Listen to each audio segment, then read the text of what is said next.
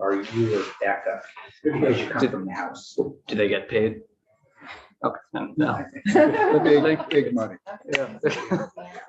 Hey, I love volunteer work, but I also gotta pay the bills a little bit. So Yeah.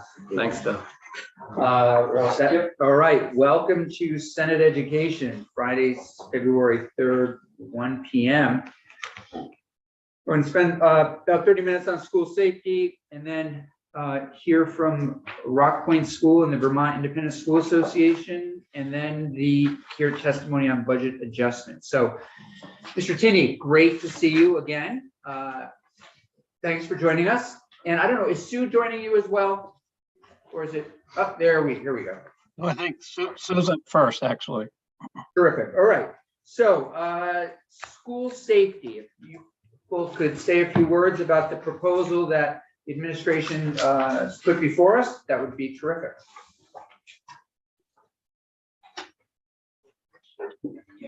Sue, I think you're up first.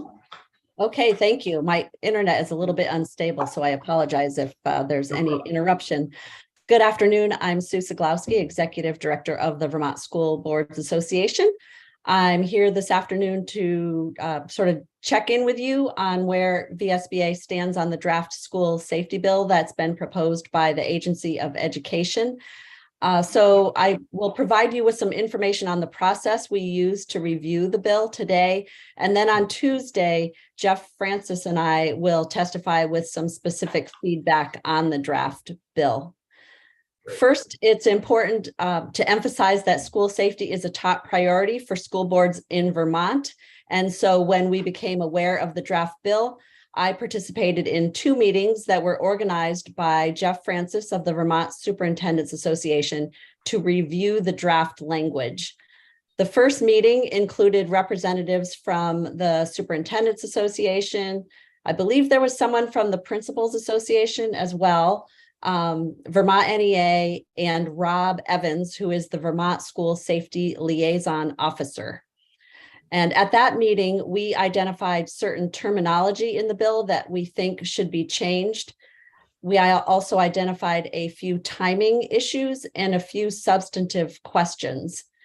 None of the areas identified should be interpreted as a lack of support for the approach in the draft bill. They're really just meant to make the approach work. After the first meeting, Jeff Francis, Chelsea Myers, Rob Evans, and I met with Emily Simmons, General Counsel for the Agency of Education, to convey the terminology, timing, and substantive areas that we had identified. And it's our view that we reached agreement with the interested parties around the terminology. And on Tuesday, we'll bring you written testimony that brings forth that those terminology changes. Of course, the AOE can speak for itself with respect to whether they agree with those changes or not. On Tuesday, Jeff Francis and I will speak to the deadlines in the bill and our association's views with respect to some of the requirements in the bill that will necessitate action by school districts. And just in closing, I would not want to leave you with the impression that we believe that school safety legislation will not be a benefit. As I mentioned earlier, our testimony on Tuesday is really going to be about focusing on making the approach in the draft bill work. So thank you very much for the opportunity to provide you with an update. Senator Weeks. Just curious if we're actually reacting to a written bill because nothing's been assigned to committee. Right. So yesterday we went through this, Yes. and this should still be online. This is side by side, of course, of what was proposed versus what is actually in statute now. So this would be a great resource. Okay. There should also be the draft bill we went through one day. We asked Beth St. James just to make it a bill itself and with no names, no assignment. But yesterday's document, if you still have it, would be ideal. If not, it's online also, and we could have Hayden print up extra copies if you need it. Thank you. Yeah, sure. So it sounds like folks have been working together. You're going to come in Monday with some more specifics around, as I think Jeff sort of said yesterday, and when he was in the room, some language as to how to move forward. Yes. Okay, great. Mr. Tinney? Thank you, Senator. And just as Sue stated, we are pretty much on the same page regarding this legislation. We certainly are raising some concerns, but know that it's important legislation, and we definitely need to take different new approaches to school safety. But as I mentioned last week, we want to make sure there's sufficient time and resources, personnel, additional training, and coaching are allocated to the behavioral threat assessment process in each district, particularly our smaller districts with limited capacity. If behavioral threat assessment is not administered with fidelity, as I said last week, it increases the chances of the process becoming profiling. I've just recently sent my notes to Hayden, which have the reports listed here, but the National Disability Rights Network addressed these concerns about profiling report last year. The National Association of School Psychologists have also issued a really good guide for best practices for behavioral threat assessment. And in that, they state that when not done properly, or when process is not used in the context of threatening behavior, students may be misidentified or labeled, not provided with necessary interventions and supports, unnecessarily suspended or expelled, or unnecessarily referred to the juvenile justice system. So I know this is about more implementation than the actual legislation, but that's where our folks do the work, is in the process of implementation. And as I said last week, I remain concerned about the options-based approach and what that's going to demand of our educators. Again, implementation issue, but that is complicated, and it's putting our educators in the position of making those split-second decisions. And as you know, school safety is an enormously complex issue, and I think everyone here understands the narrow scope of this legislation. There are many other factors in this, as Senator Gulick mentioned last week. You know, safe guns, safe storage of guns would be one piece of legislation that would have an impact on school safety.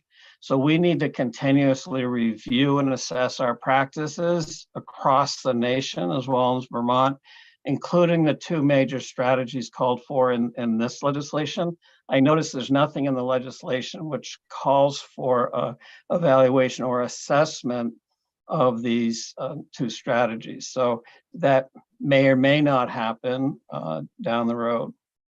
So our national organization, the NEA, has joined with the American Federation of Teachers and Everytown for Gun Safety to continue the research and policy review in this very important aspect of education.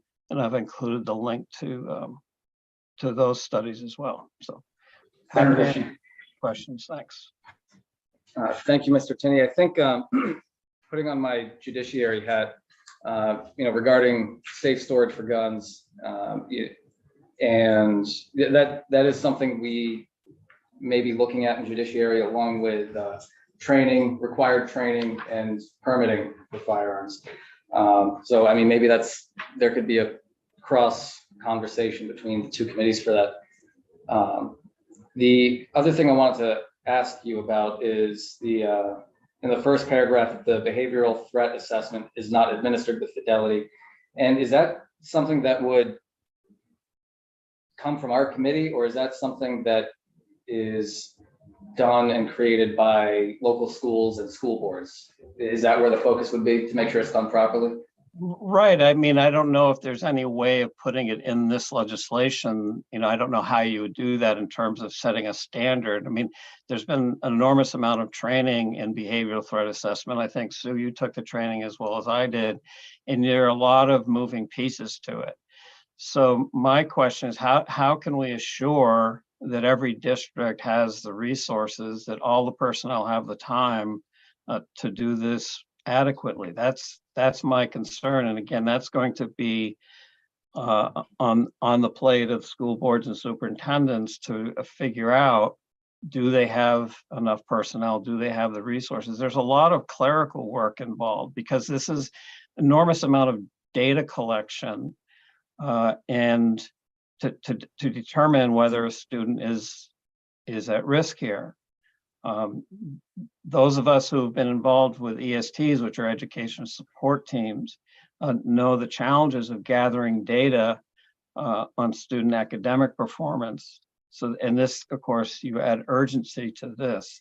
So I'm not exactly sure where that is addressed. Certainly it has to be addressed at the school board's level to make sure that this program is implemented with fidelity.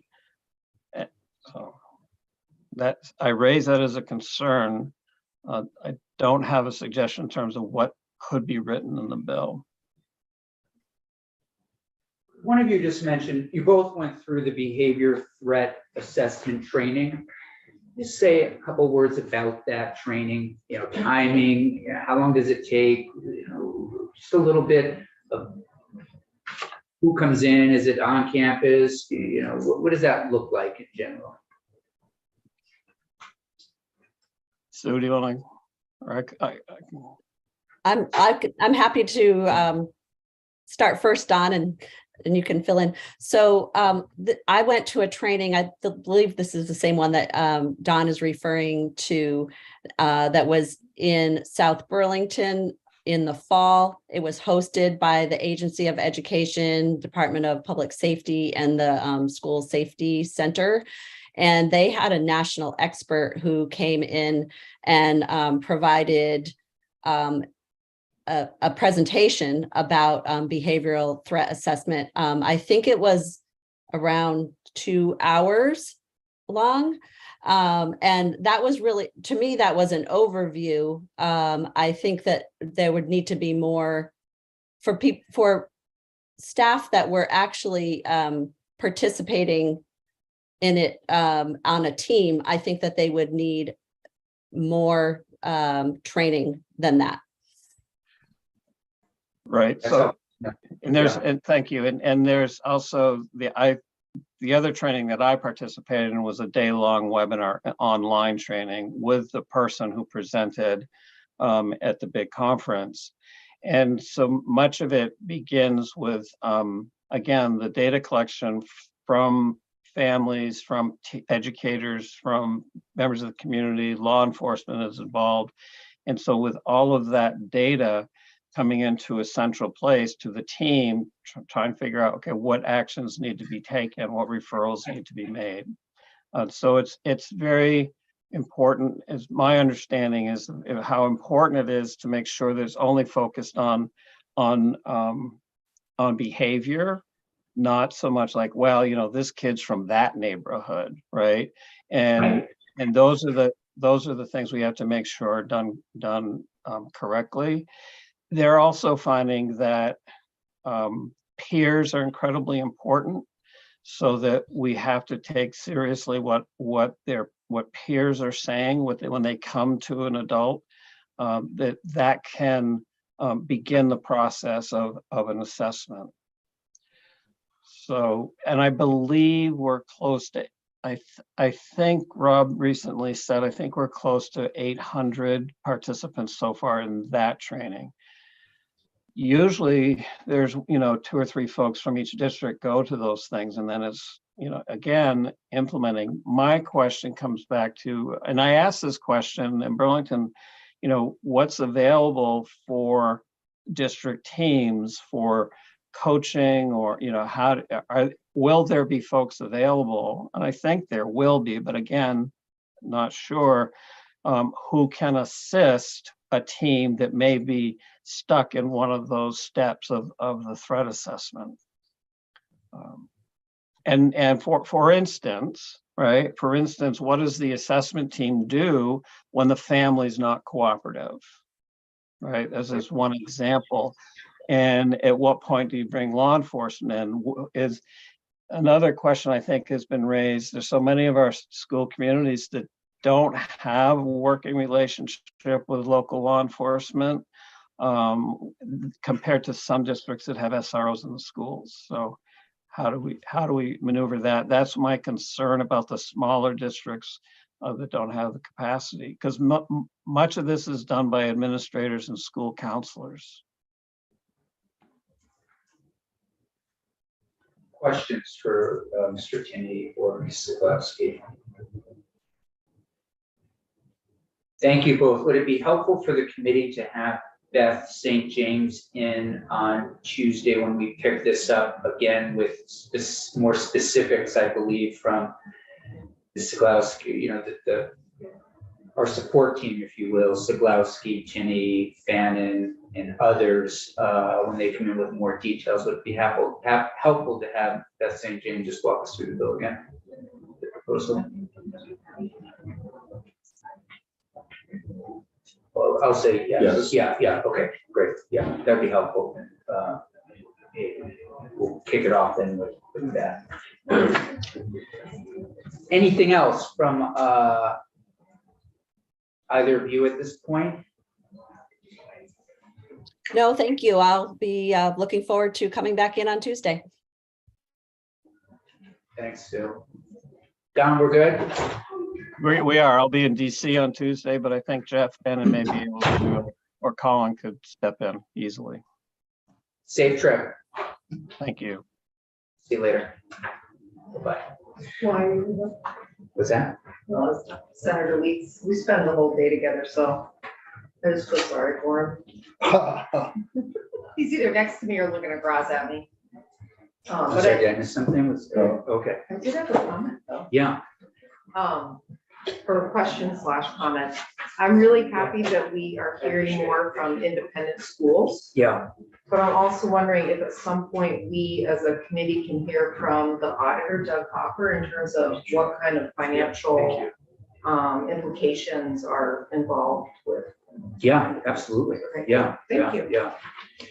And just so everyone knows, you know, we still have this big church-state issue before us, and the House is taking the lead on that. So whatever they send us, we will, it's not an issue forgotten for sure. Great, please, yeah. I don't want to now start a tangent of different topics. What about school construction? Is that something we're going to be diving back into? Yeah, so we're hearing from, what day is it next week? What's that? School construction? What day are we doing our? We're hearing from the state of Rhode Island next week. Oh, Thursday. Yeah, it's stomping grounds. So we're going to hear, basically, it's going to be a joint hearing, trying to, again, understand how they did it. Yeah. Their successes, some things that we might be able to learn from them, and we go from there. I do think you have a bill on this. Is that Well, accurate? Or Trying to like thread that needle or however you want to explain it, but I'm wondering if maybe as a committee, maybe we could do a walkthrough of H 426. we don't usually do house stuff in the Senate, but we could certainly make a photocopy and cross it out and put S on top of it. Okay. Yeah. It's, I mean, I think it's also called Act 72. So, I mean, it was put So into statute. What's the title? I see it. Yeah, it's the school construction bill. The old one, not the one. So remind me, did we? A year ago, a couple years. Yeah. Yeah, so this is what Becky Wasserman took us through. You might not have been here that afternoon, I think, actually, but it is on tape. So definitely go through and watch it. She took us through what it does, its goals and objectives. Okay, so it's trying to, right now, it's trying to figure out with this. Yeah. How do we get to? I would definitely watch it. And then if you want to edit your bill, and if you want to put the bill in, that would be Okay. great. Or if you want to just bring a draft, we could just go through your bill if that's helpful. Right. Does that make sense? Yeah. Yeah. I mean, it does make sense. Yeah, Becky's good. I would just say, generally speaking, right now, the work that's being done is trying to put together the task force. What's that task force gonna look like that's gonna do the work of implementing? Accepted. Yeah. Yeah. Does that make sense? So you guys are gonna have this. Okay, yeah, great. But yeah, take a look at her testimony. I think it might have been on Friday, and just and see what she has to say. Awesome. Yeah, please. Is there a definition of task force? We got boards and commissions and Good subcommittees and. I mean, Yeah, we just, Words are important. When we talk about it, yeah. is where does the task force come from? Well, we just had this conversation a little bit up in the sexual harassment panels versus committees versus task forces, all sorts of things. Yeah. You know who you could probably ask that question of? John Bloomer. I think he'll probably be able to answer that. Yeah. Okay. Drew Gradinger. Am I pronouncing that correctly? It's Gradinger, but good enough. Gradinger, okay. Thanks for joining us from the Vermont Independent School Association. And then CJ Spirito. Spirito? You have your senator, who I guess is also your neighbor, Senator Gulick here. And Drew's my neighbor. Oh, We you're got a kidding. stacked room. We got a stacked room. Oh, that's funny. So we don't get any neighbors. Right. So we haven't jumped much into where independent schools are, what they're doing, what the landscape looks like. We heard from St. Johnsbury Academy last week, the head of school. But I know you all kind of overlap with St. Johnsbury, but you also have some differences. And so I think just some introductions, updates, and priorities, and a little bit about, it'd be interesting to hear a little bit about Rock Point School as well. So with that, Drew, I'll let you take the lead here. You're first on the list. Well, thanks so much for y'all being here. Nice to see familiar faces and really appreciate your service and kind of investigating this pretty complex issue and asking for everyone's input. I feel lucky, so thank you. Do you all have the slide presentation as an attachment? We do. Okay, so I'm not going to share that screen, but we will go kind of quickly through slides with hopefully getting more to questions and really kind of Great. to the meat of what you would like. And CJ, well, let me just first introduce myself, I guess. So I'm Drew Gradinger. I work at Kindle Farm School in Newfane. We have 50 boys, grades 3 through 12. Currently, 100% of them are on IEPs, although we would also work with kids on 504. We're in Newfane, and when I was one of these kids, the kind of school that was offered was, barbed wire fences and metal detectors. And in Vermont, a school that's serving kids with some unique needs, looks more like maple syrup, organic gardens, and mountain biking. So I am thrilled to be offering a therapeutic school in Vermont. Yeah, could you turn that up a little bit for us? All the way. Would you mind speaking up, Drew? I'm a little muffled there. Yeah, I've heard that before. So is that better? A little bit. A little bit. Well, that's about as good as I could do. So let's see. Yeah, so Kindle Farm is also a therapeutic school. There are 30 therapeutic schools in the state, 14 of which are part of designated agencies. Ours happens to be part of HCRS, a designated agency for Windham and Windsor County. And I sit on the leadership team of HCRS as well. And I also serve as Visa president. And just really quickly, CJ, you want to introduce yourself? Sure. Thank you, Drew. And thank you all for taking time to meet with us. My name is CJ Spirito. I'm the head of Rock Point School in Burlington, Vermont. Rock Point, and I've been here my 12th year as head, my 32nd year at the school. So I've committed my professional life to this community because of the significant impact on lives, not only the students, but their families.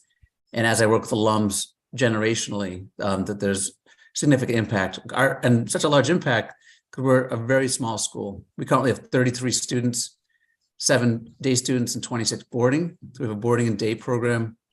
And we work with students who are bright, creative, curious people that want to know why. They don't march in a straight line because that's what you do when you're in high school. They need answers to why they do things. And they've also had winding paths. They've had trouble with low self-esteem. They've had trouble with perhaps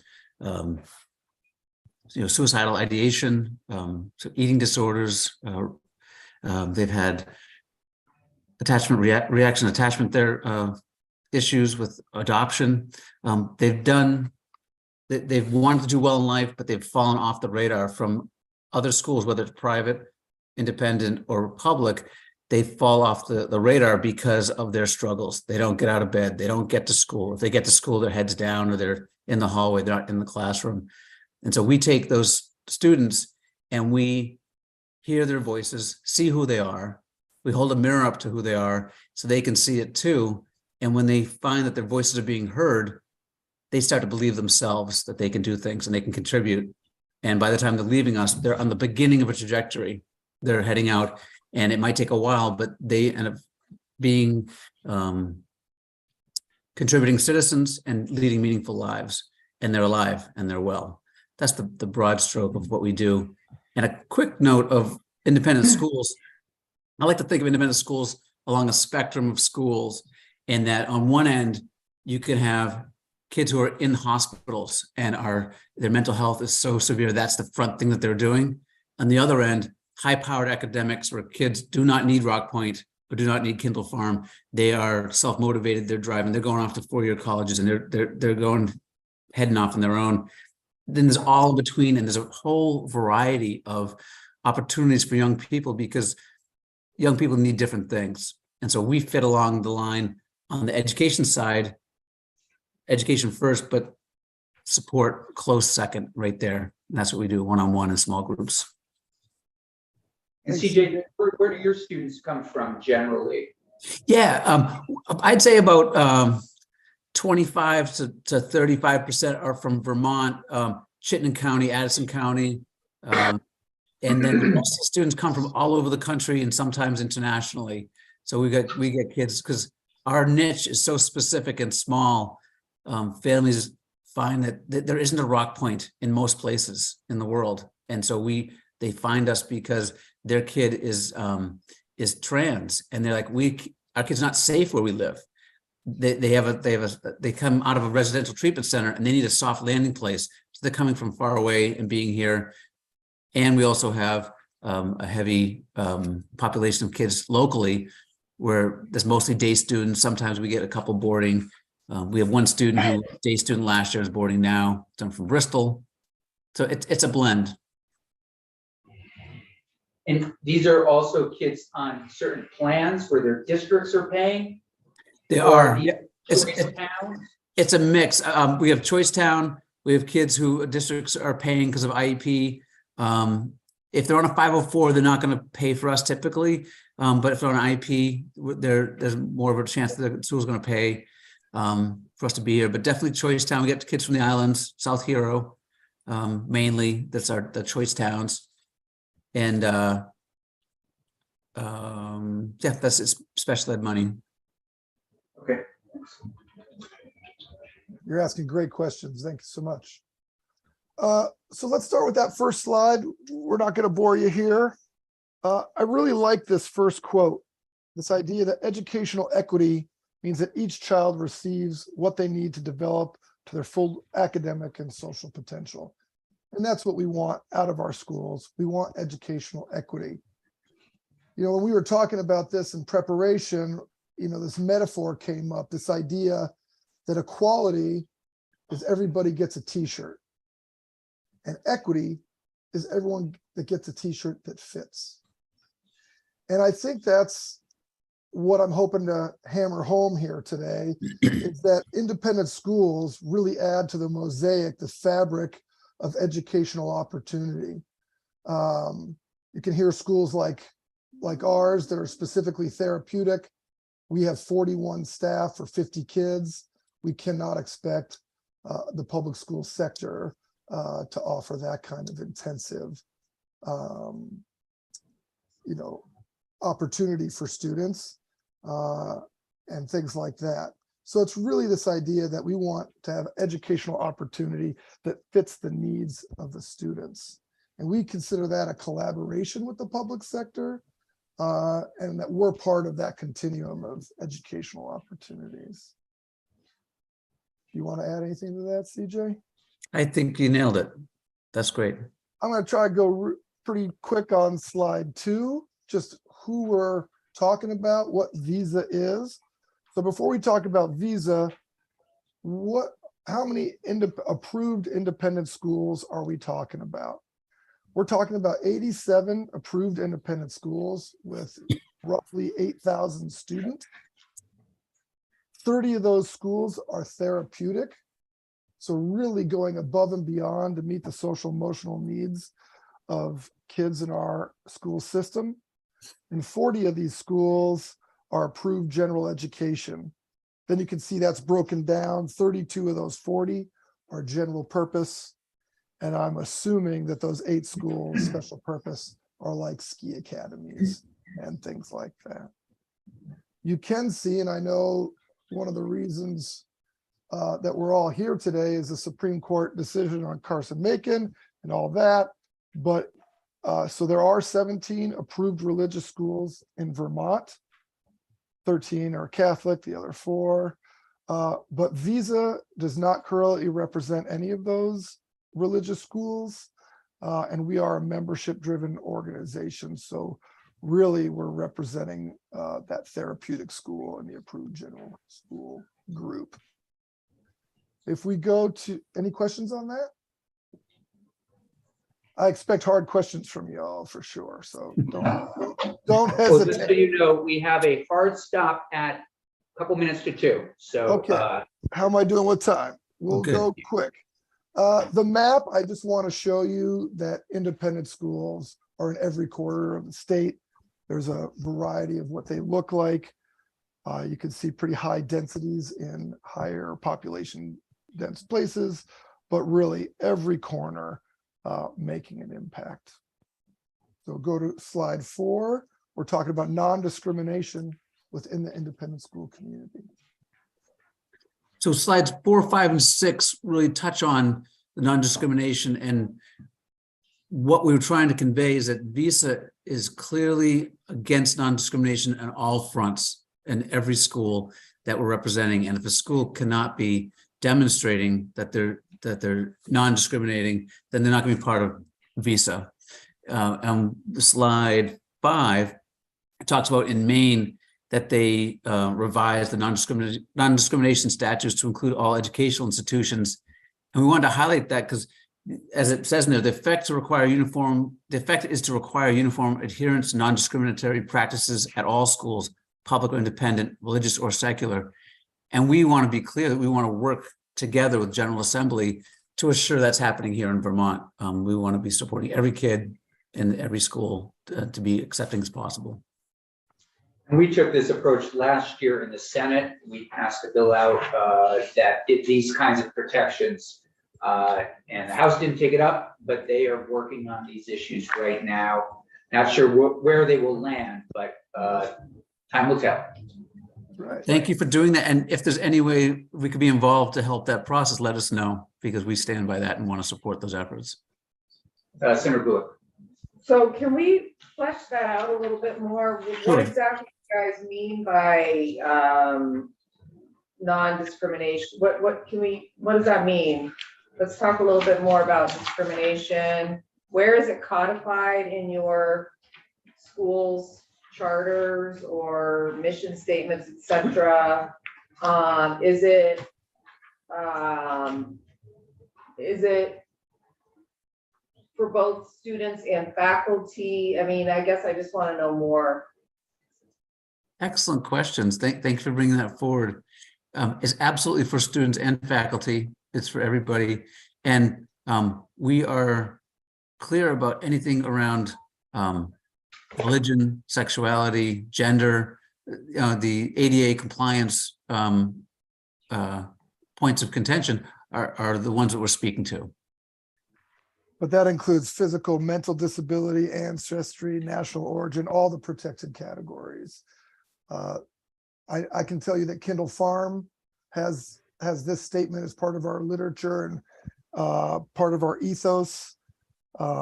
In Visa, at the executive committee, it was just unanimous that all our schools had that, and that in order to be a member at Visa, they had to have non-discrimination clauses that met muster. Because we've also heard of schools saying, yeah, we're non-discriminatory, but then when you get into the practice, yeah, but they don't allow trans students or trans staff or these kind of things. So you can't just go on the word. You definitely need to see policy and procedure. And I think that's very important. And I applaud you all for caring about that and fighting for that. Do you have a follow-up, Senator Poole?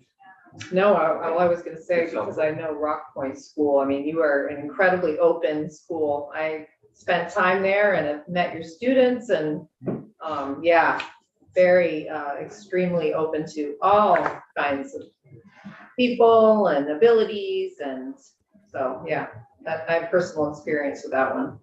Yep, thank you for pointing that out. And we're working on, this building's 135 years old, so I'm trying to raise money to get more accessibility because it wasn't built for, how do we keep in that trend? And we're doing our own work on anti-bias and how to be reflective and owning our history and owning how we act. So it's a work in progress, but we're absolutely committed to doing the work and staying as far forward as we can. And Senator Williams? We started off today talking about school safety. Are there any special safety considerations that your schools would require to add to the conversation? I think that's a great question. I mean, I've been participating in the state safety conferences for about 12 years. Visa and I fought for including independent schools in the safety grants that came out about 4 years ago. At Kindle Farm, that money ended up allowing us to have badge lock doors and kind of the screen at the front door on one campus where that made sense. And we used similar monies to use a PA system on our farm campus. We have yurts, which are made of canvas. So hardening yurts didn't seem to be the first priority. We thought communication around safety issues. But, it's interesting, as a therapeutic school, safety is one of our primary concerns. In these therapeutic schools, we're probably seeing roughly 500 of the most acute students with mental health issues. A lot of times you could think that makes us more vulnerable to safety threats. But in our experience, the opposite's true, because we have a 1-on-3 ratio. We have deep relationships with all our students, and our one way to keep ourselves safe is to have relationships, to have the pulse on the community, and for kids to kind of talk about what's happening and alert us to the kind of cultural safety issues that they're having on a regular basis. But I do think safety is incredibly important, and I can't speak to all 80 therapy, all 80 schools, but what do you have to say about that, CJ? I think that we can speak for our own schools, but I can tell you when I get together with Visa schools and go to conferences, pretty across the board, everyone's wanting this as safe as possible for students. And I know for us, we just got a donation and got to replace some windows and spent a lot of time and money doing asbestos testing and making sure that was done correctly because the building's so old. So there's, this physical safety that we're constantly looking out for. And as you referenced, emotional safety, without having that safety, kids aren't going to become vulnerable. Without being vulnerable, they can't learn and grow. And so it's the bedrock of what we do. And, I'm thinking of, I'm going to call her Yoni, a student that graduated last year, made up her name for privacy, but who came to us at the beginning of her junior year and had failed at every school she had been at. And it was her last plug she wasn't going to get through us. She wasn't going to finish high school. And she was, had some eating challenges, self-harm challenges, suicidal ideation, even some attempts, had gotten those addressed as best she could. She came to us, and over 2 years, I think based on our relationships with her advisor and the school and her mother trusted us, and we had constant communication. Not only did she graduate, but she's off at art school in Canada, and she stays in touch. And she, I have this thing called Reflections, where once a week I get to talk to students about everyday things, life code, how do you want to live, and challenging thoughts around that. And she remembered this book that I read and said, hey, they made it into a movie, you should see this. And just staying in contact because she cares and she feels like this is family. And I could tell you many, many more stories, but it's just something I wanted to plug in there. So it's interesting. As Just a therapeutic second, school heads- Drew, Oh, one go ahead, sec, sorry. we have a Please. question. Sure. Thank you. Excuse me.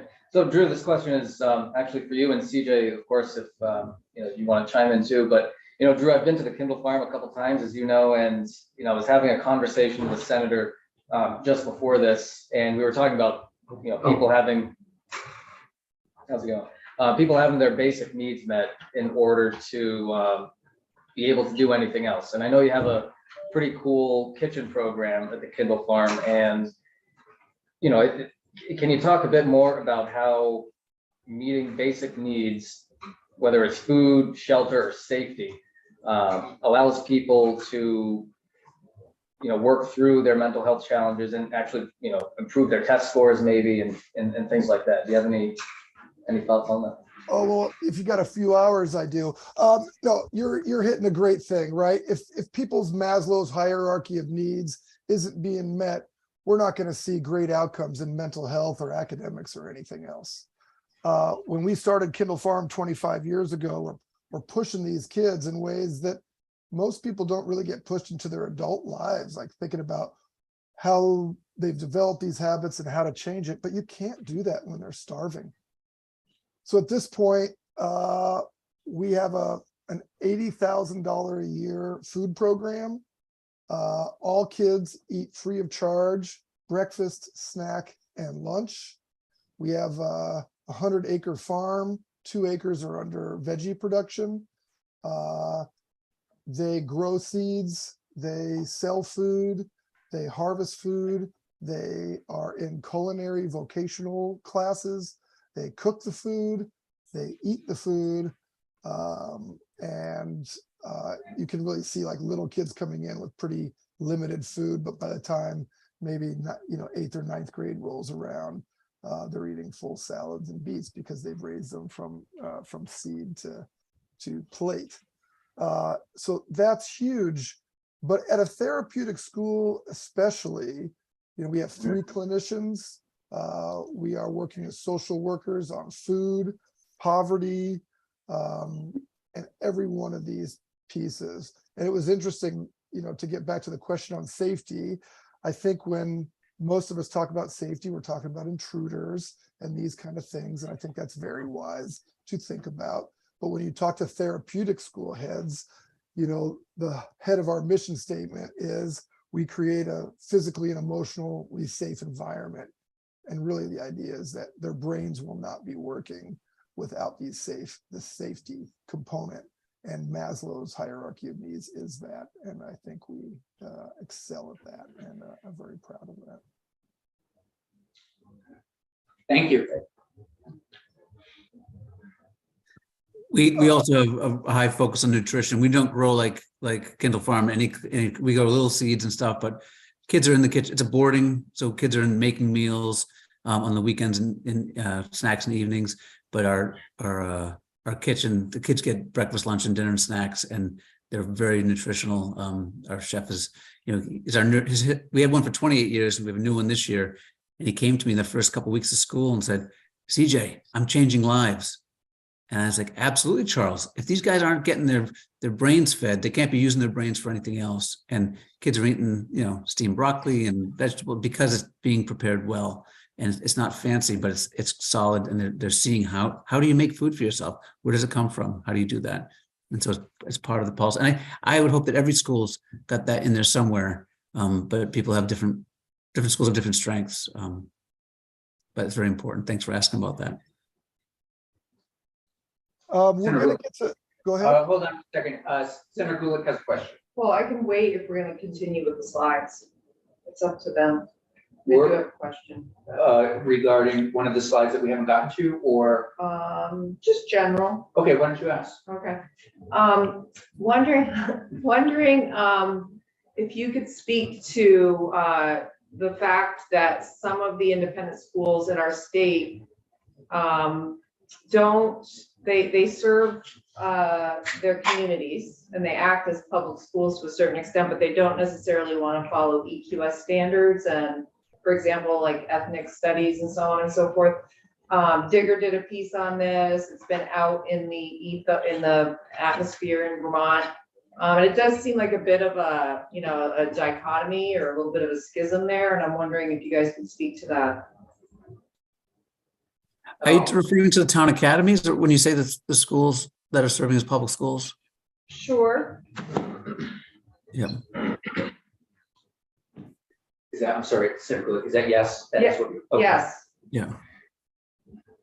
So I do not have too much experience with the educational quality standards. I know that 2 independent schools have done so. I know Sharon Academy. And those particular situations make it possible for the agency education to acknowledge these schools substantially meet those standards. The way that I work with educational quality in my accreditation is specifically with the Agency of Education and their independent school staff, Pat Pallas Gray, Deb Ormsby, and Patrick Halliday. And those processes have been quite edifying. Those relationships are pretty rich. And they've examined our curriculum because we've created all our own curriculum. We don't use any canned or, you know, we don't just buy something and replicate it. But I don't think I have enough experience with educational quality standards to really speak to that. I think I might have to get Visa to come back and speak directly on a position statement around that.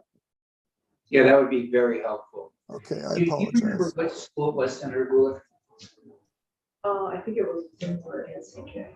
So we had the head of schooling last week from St. J. Would you email her and ask her about educational policy standards and ethnic studies? That would be great. And we can have her zoom back in next week just for 5 minutes to see where that is.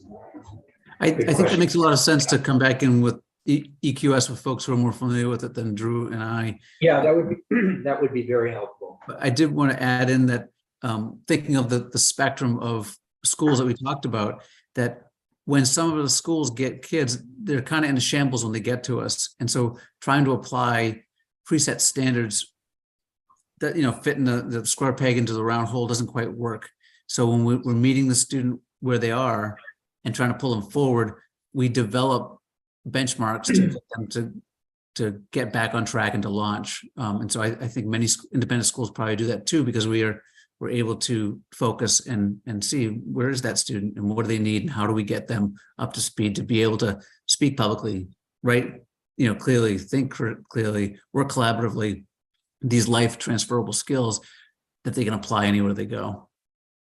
So I think the IEP process really drives those educational standards in an individualized manner because, you know, by the time you get to Kindle Farm and you're labeled special ed, you're 3 years behind grade level. The school has tried to work with that and they have all the shame and failure of that before they get there. So they're definitely operating in a net negative when they arrive, and just repairing that damage takes a little bit, that's for sure. Yeah. Yeah, I think where sometimes there may be an issue is that for some folks, the fact that you're getting public funds, but not really following the public guidelines, let's say, you know, that could be seen as an issue.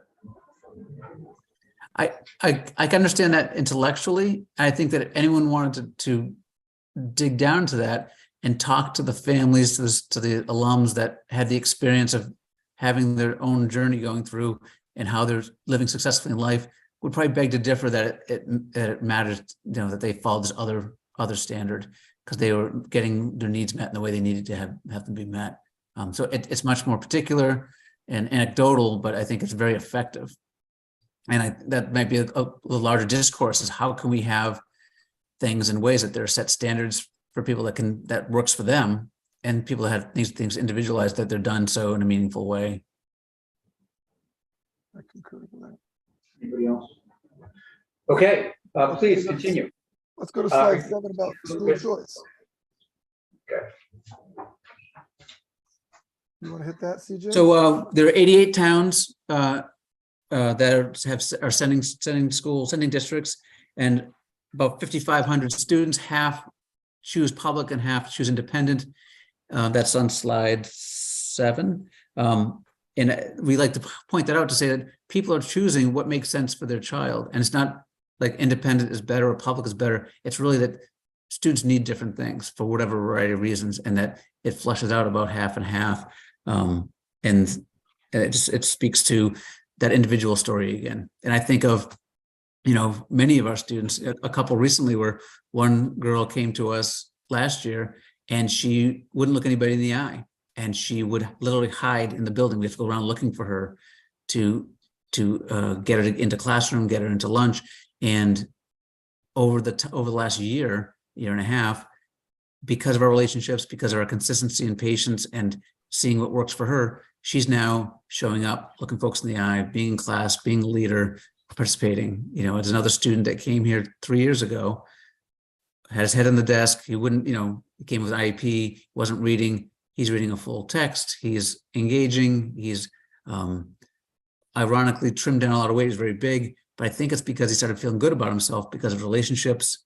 And you can't put that into a standard, but it's working. And now he wants to apply to, Vermont Tech and maybe do some further schooling. Well, that was the last thing on his mind when he first arrived. It was going to be, how do I get through this high school maze? And I can't wait to get done. And now he's thinking, oh, maybe I want more schooling. That's exciting. For me, the thing that I'd like to mention is, I live in the town of Westminster. It's a school choice town. They have the Compass School there, approved independent school. And it's just, this is the metaphor of what I'm fighting for in independent schools, right? So kids come to Kindle Farm. We have 2 missions at Kindle Farm, right? Either get kids with this idea of least restrictive environment, get kids the skills they need to go be successful back in public school.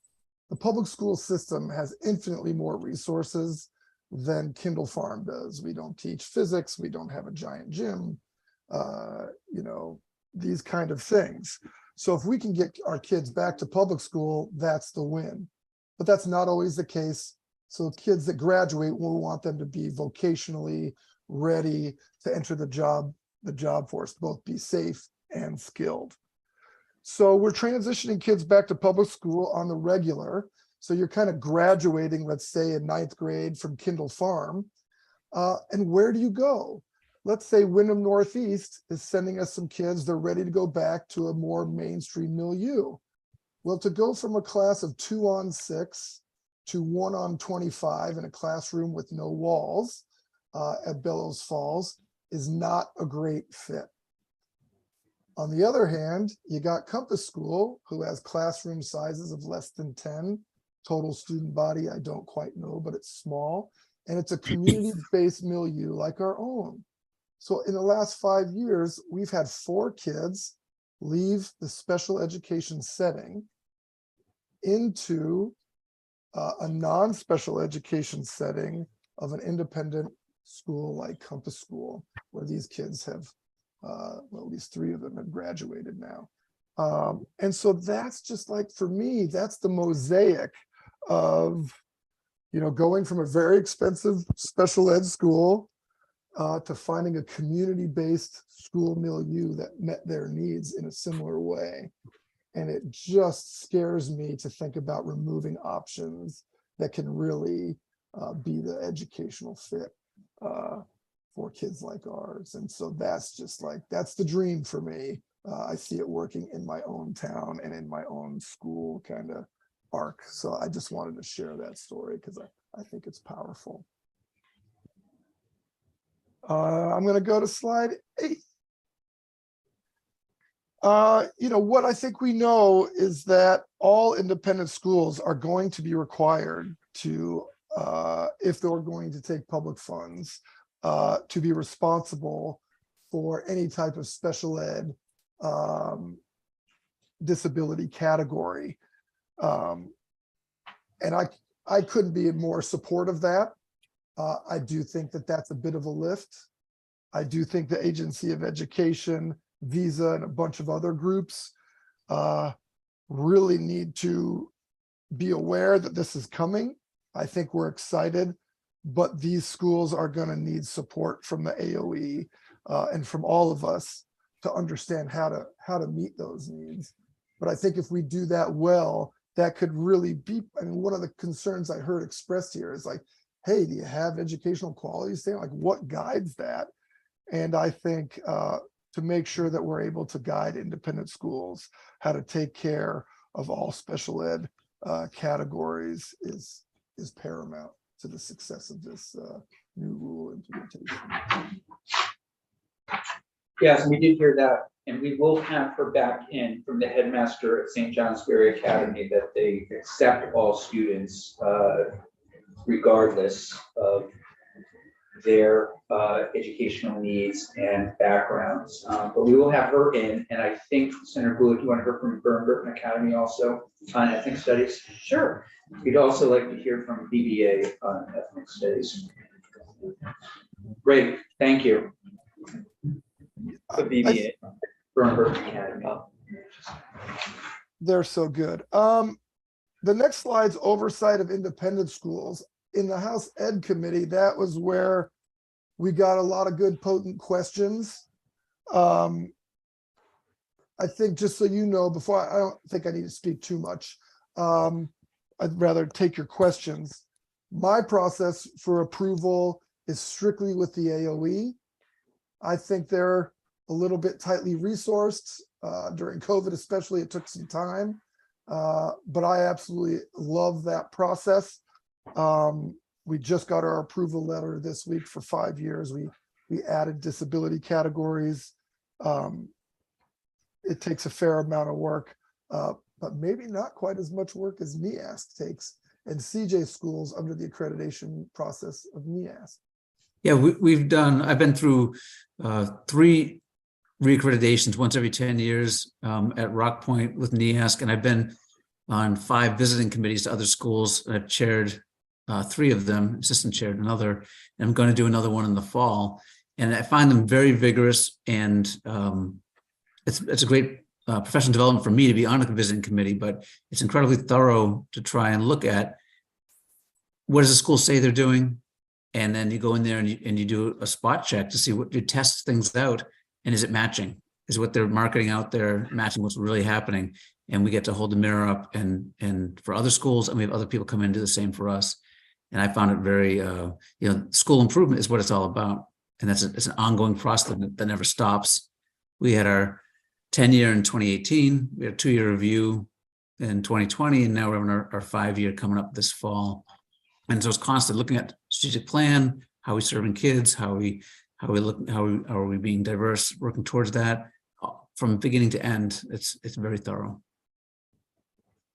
Do you have any particular questions? We did receive a little overview of NEASC. We're going to hear again, it sounds like our independence and about 20 of our publics go through that process.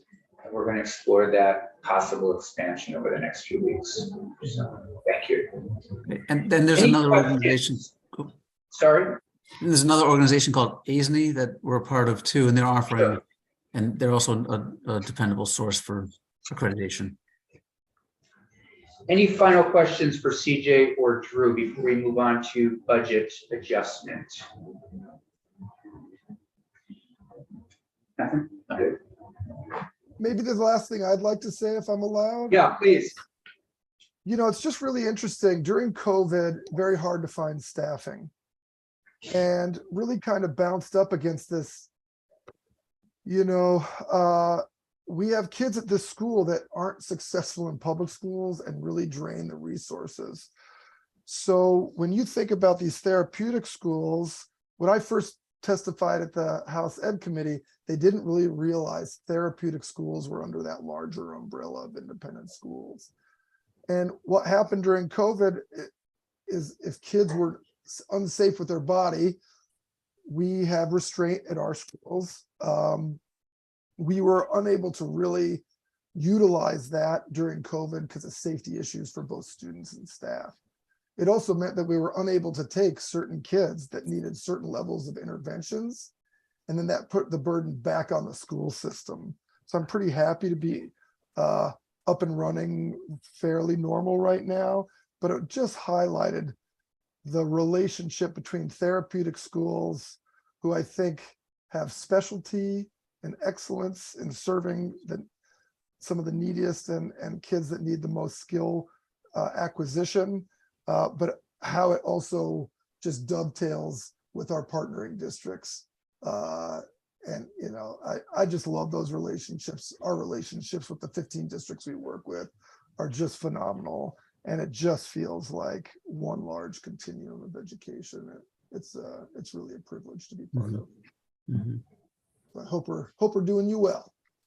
Thank you both, and we'll look forward to some follow-up. If you would please email Hayden about EQS as well as ethnic studies, that would be very helpful. If we could get that next week.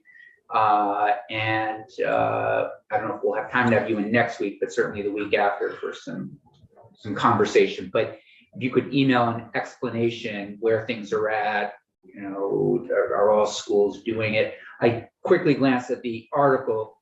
I don't think it said any particular schools, but it did say independent, your association, I think, responded saying that it's something like it wasn't working for the association in some regard. So I think some explanation there would be really helpful. I'm happy to furnish that. Thank you. That'd be great. All right. Can I sneak Thank in you both. one little invitation to all of you? We have an open door policy. If you're up in Burlington, I'd love to have you come to the school. Martina and I were talking about her coming by. Come check us out. Love to show you what education is like with boots on the ground here. Great. Thank you both. Thank you so Okay, much. let's take 5 minutes before we jump into budget adjustment. And Mr. James, you lead